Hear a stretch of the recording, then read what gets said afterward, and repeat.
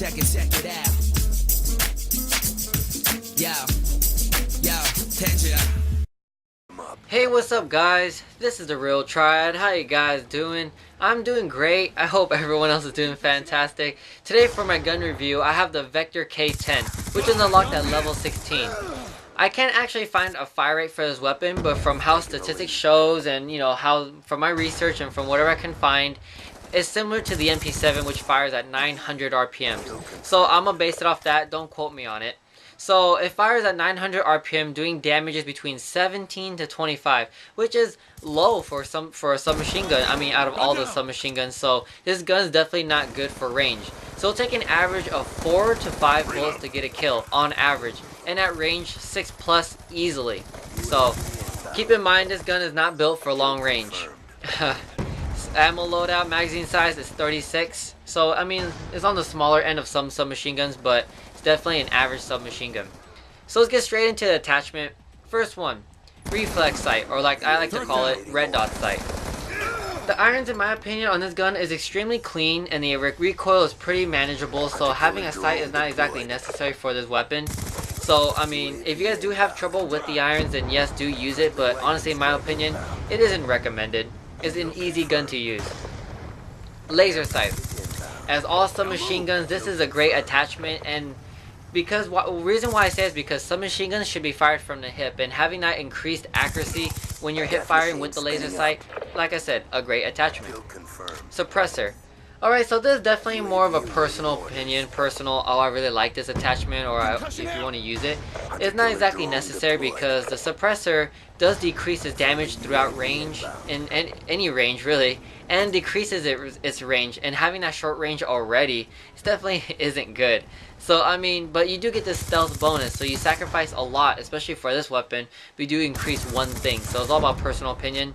I definitely recommend suppressor because, in my opinion, submachine guns should be running into enemy spawns and getting kills without them knowing. You don't want to be highlighting like a little Christmas ornament on the minimap or anything.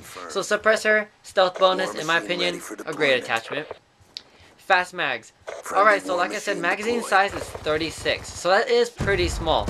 So having that in mind, having fast mags will definitely increase your reloading speed. But then if you're accurate and stuff like that, because since the bullet size is really, or magazine size is really small, if you're really accurate, then yeah, perfect. You don't need this attachment. But if you're the type of person who sprays but can't get a kill, and you're reloading, and you get caught getting killed with this gun, then having fast mags will definitely save you so you don't get shot while you're reloading.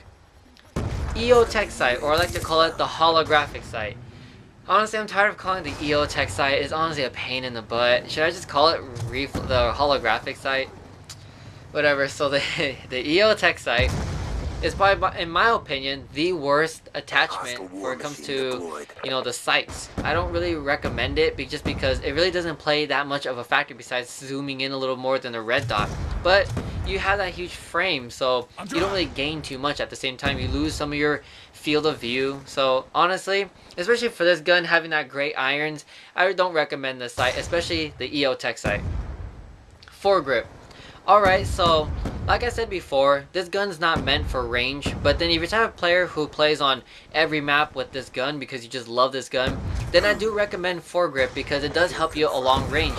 Having that better accuracy will definitely carry your bullets, your little amount of bullets, which is 36 rounds, throughout range a little bit better. And having that better accuracy will definitely help you get that kill, because if you do reload, especially with, like I said, 36 bullets, if you do get caught reloading, you're screwed. That's it.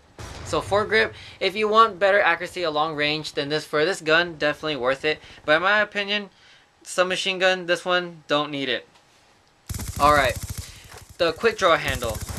Quick draw handle isn't necessary for this gun, and that goes for all submachine guns because mainly all submachine guns should be fired from the hip.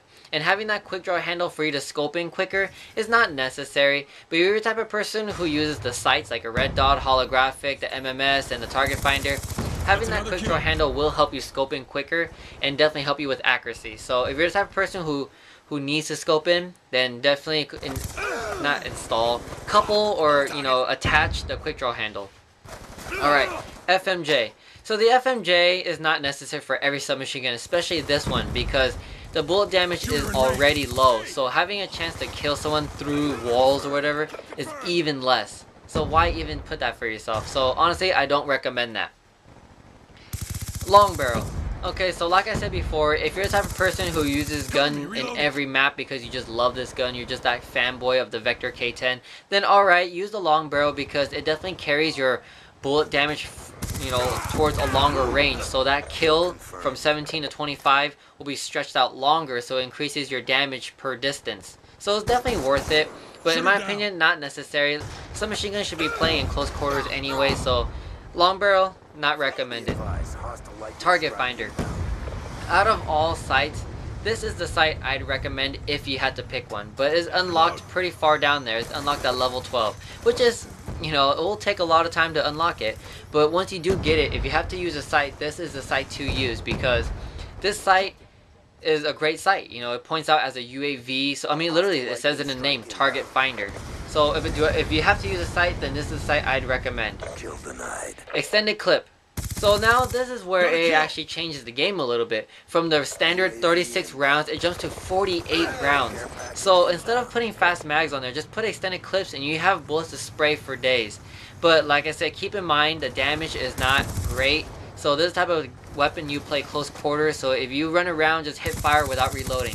Other than that, it's not meant for range. So keep that in mind. Extended clips doesn't help your gun at range because you just waste more bullets and still might not get the kill. Select fire. Select fire changes gun instead of a 3 from the automatic to a 3 burst. It changed from a fully automatic to a 2-round burst. So having this low damage shooting only 2 rounds, it just makes this gun even worse. So select fire is probably the worst attachment in my opinion for this weapon. Rapid fire. Alright, so like I said before, I can't find the actual RPMs for this weapon, but like I said, if it is similar to the MP7, it will change it from 900 RPMs to 1200 RPMs, which is a staggering amount. Honestly, it's incredible. So if you do a type of person who do run and gun and hip fire, and you know, honestly, rapid fire is the attachment for you, but keep in mind you do lose 75% of your range. So even with feathering and tapping the trigger, killing someone at range will still be really little. And the last attachment, MMS, you know, the millimeter scanner, the one that scans, you know, be able to tell people through walls or whatever.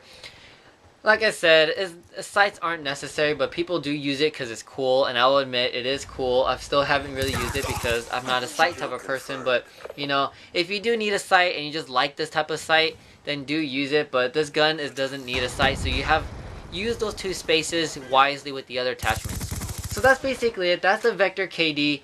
I can give you my opinion on this gun because lately I have been using this gun a lot. I mean, 9 out of 10 games I use this gun, and the reason why is because for some reason you don't really feel that damage, that damage drop so early in the weak bullets. This gun actually feels like it fires way faster than 900 RPMs.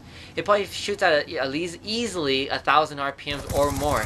But from, like I said, statistics point that it looks similar to the MP7, so I'm gonna follow on that. But this is probably by far one of my favorite submachine guns out there. It definitely battles with the MSMC. People say that MSMC is bad, and it is bad, but it's very manageable if you do put, you know, the foregrip. So, but as a base gun, just standing alone, this is by far the best gun for you in general for anyone who loves a submachine gun. This is definitely a gun I'd recommend to anyone, for any new players or whatever. So yeah, that's basically it. That's the Vector KD. Hope you guys like this video. And like I said, this is my favorite gun. You guys try it out if you have never used it, and see you guys next time. Peace.